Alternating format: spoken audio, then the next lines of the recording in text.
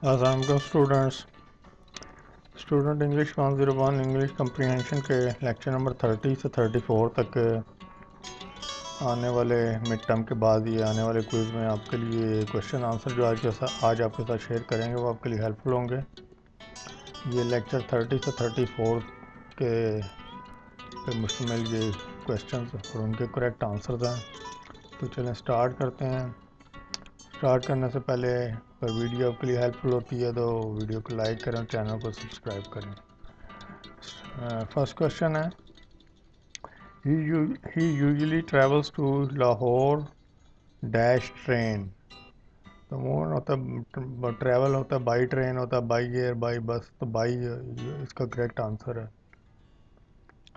Next question है, dash in writing refers to movement from one sentence to the next which must be smooth and logical. तो coherence जो होती है, coherence in writing में जो होती है रेफर्स होता है from one sentence to next होती है कोहेरेंस। ये जितने भी आपके साथ आंसर करेक्ट शेयर कर रहे हैं ये वेरीफाइड किए हुए हैं, कोई गलत आंसर आपके साथ शेयर नहीं करेंगे। नेक्स्ट है, an introduction has 4 purposes, introduction, background, plan and interest.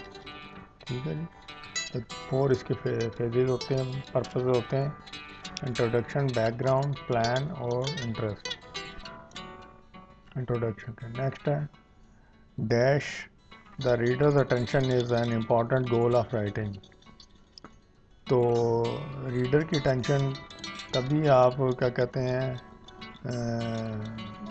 Catch कर सकते हैं जब क्या कहते हैं इम्पॉर्टेंट गोल कैच ही होता है, रीडर की टेंशन कैच होती है इम्पॉर्टेंट गोल ऑफ राइटिंग में। ठीक है, कैचिंग रीडर टेंशन, हमेशा रीडर की टेंशन कैच होती है।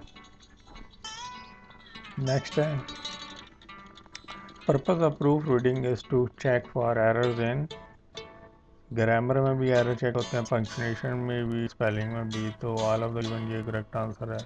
ठीक है, प्रूफ रीडिंग जो होती है फॉर चेकिंग एरर इन तम तीनों में, ये करेक्ट आंसर है।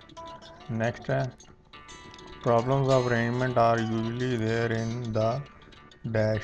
लॉन्गर कंपोजिशन जो होती हैं उनमें प्रॉब्लम ऑफ अरेंजमेंट जो होती हैं आर यूजुअली मौजूद होती हैं।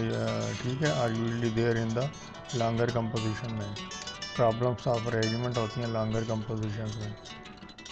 नेक्स्ट है, choose the correct option from the following.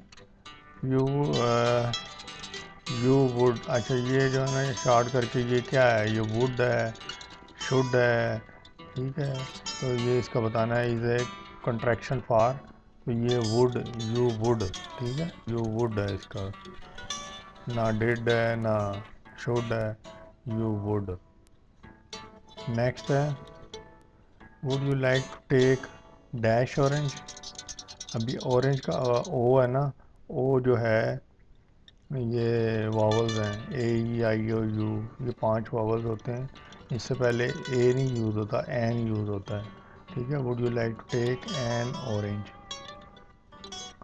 Next है, the speaker showed examples of cell division dash, she describe the process of cell growth.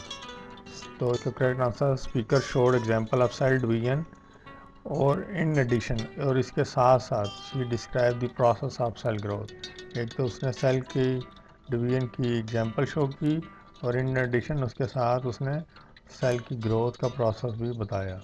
In addition use होगा।